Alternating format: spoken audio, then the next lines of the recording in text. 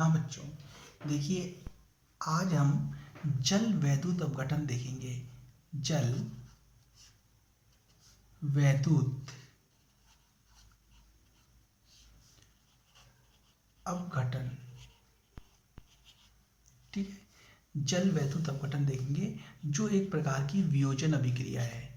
वियोजन अभिक्रिया है, ठीक है। तो ये कई बार एग्जाम में, बोर्ड एग्जाम में इनसे संबंधित प्रश्न पूछा जाता है, वो देखते हैं। देखिए बच्चों, हम ये एक इस प्रकार का प्लास्टिक का एक मग लेते हैं। ये क्या है? प्लास्टिक का मग, ठीक है।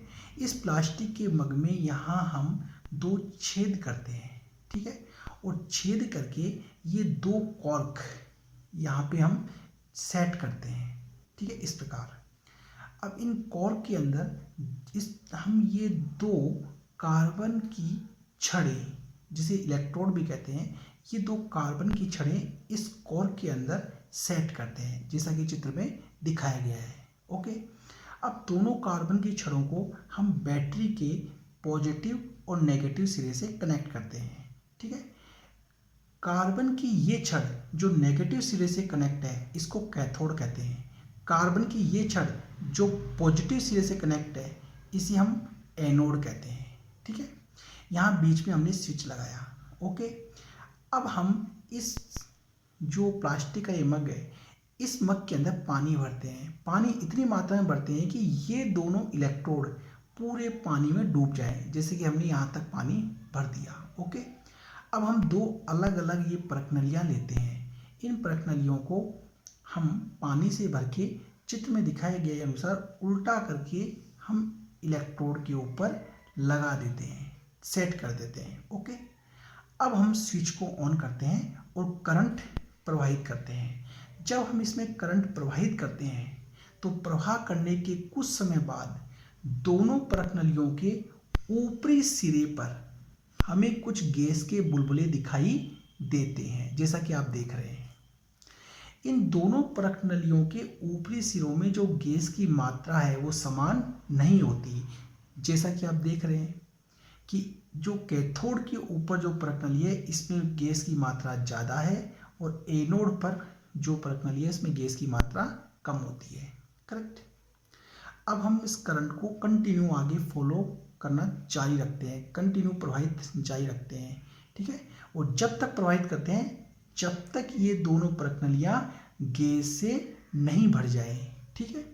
जैसे जैसे गैस से भरती जाएंगी वैसे वैसे जल नीचे की ओर विस्थापित होता चला जाएगा, अर्थात जल की जगह कौन ले लेगी? ये गैसें ले लेगी, ठीक है। जब ये दोनों प्रक्रियाएं जल से भर जाएं, जब ये दोनों प्रक्रियाएं गैसों से भर जाएं तब स्विच को ऑफ करके सावधानी से दोनों प्रक्रियाओं को हम बाहर निकाल लेते हैं, ठीक है। और दोनों प्रक्रियाओं में कौन सी गैसें हैं इसकी हम जांच करते हैं, ठीक है। तो इसकी जांच हम कैसे करेंगे वो हम यहाँ देखते हैं, ठीक है। देखिए बच्चों,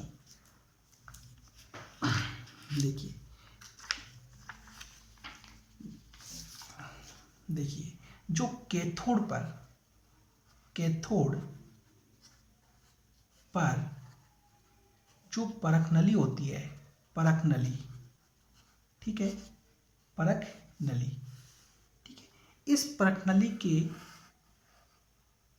पास हम जलती हुई दिया सलाई लेकर जाते हैं, जलती हुई दिया सलाई लेकर जाते हैं। जब ये दिया सलाई लेके जाएंगे तो ये दिया सलाई लेके जाने पर ये जो गैस है ये पॉप ध्वनि के साथ जलने लगती है, पॉप ध्वनि के साथ जलने लगती है। अगर ये पॉप ध्वनि के साथ जल रही है तो इसका मतलब है कि यह हाइड्रोजन गैस है, क्योंकि हाइड्रोजन गैस जो होती है वो पॉप ध्वनि के साथ में जलती है, ठीक है। अब हम एनोड पर जो परख नली होती है, परख नली, ठीक है, एनोड पर जो परख नली होती है, इस परख नली के पास में हम जलती हुई दिया सलाई लेकर के जाते हैं। दिया सलाई, दिया सलाई, ठीक है, हम लेकर के जाते हैं। हम देखते हैं कि ये तेजी से जलने लगती है, तेजी से जलने लगती है, जलने लगती है, लगती है। ये तेजी से जलने लगती है तो इसका मतलब ये है कि ये O2 गैस है, O2 गैस है, क्योंकि O2 जलाने में सहायक होती है, जलाने में सहायक गैस है, O2 जलाने में सहायक गैस होती है। इस प्रकार हम दोनों प्रक्रियाओं में गैस की जांच करते हैं, ठीक है। इसकी अभिक्रिया कैसे होती है वो देखते हैं। देखिए ये हम पानी का ये एक मॉलिक्यूल है, ठीक है। इसके अंदर जब हम विद्युत धारा प्रवाहित करते हैं, विद्युत धारा प्रवाहित करते हैं तो ये हमें hydrogen gas plus oxygen gas प्राप्त होती है। अब चूंकि ऑक्सीजन के 2 मॉलिक्यूल हैं और यहाँ क्रियाफल कारक में 1 है, तो इसको हम 2 करने के लिए पूरे फार्मूले को 2 से मल्टीप्लाई कर देंगे, ठीक है। लेकिन यहाँ अब हाइड्रोजन कितने हो गए, 2 2 जा 4, यहाँ कितने हैं 2, तो यहाँ इसको 2 से मल्टीप्लाई कर दें, 2 2 जा 4, हाइड्रोजन 4 है क्रियाफल में, क्रियाकारक में हाइड्रोजन 4 है, ऑक्सीजन क्रियाकारक में कितने हैं 2, इधर भी 2 है। समीकरण क्या हो गया हमारा, संतुलित हो गया, करेक्ट। तो ये बच्चों कई बार बोर्ड एग्जाम में प्रश्न पूछा जाता है कि कौन सी प्रणाली में कौन सी गैस बनी। तो कैथोड पर जो प्रणाली होती है उस पर हाइड्रोजन गैस बनती है और एनोड पर जो प्रणाली होती है उसमें ऑक्सीजन गैस बनती है। एक प्रश्न ये याद रखना है। दूसरा प्रश्न हमें ये याद रखना है कि कैथोड पर जो प्रणाली होती है इसमें हाइड्रोजन गैस की मात्रा क्या होती है, हमेशा ज़्यादा होती है, ठीक है। और इसमें ऑक्सीजन की मात्रा हमेशा क्या होती है, मात्रा कम होती है, ठीक है। ये बात हमेशा याद रखना।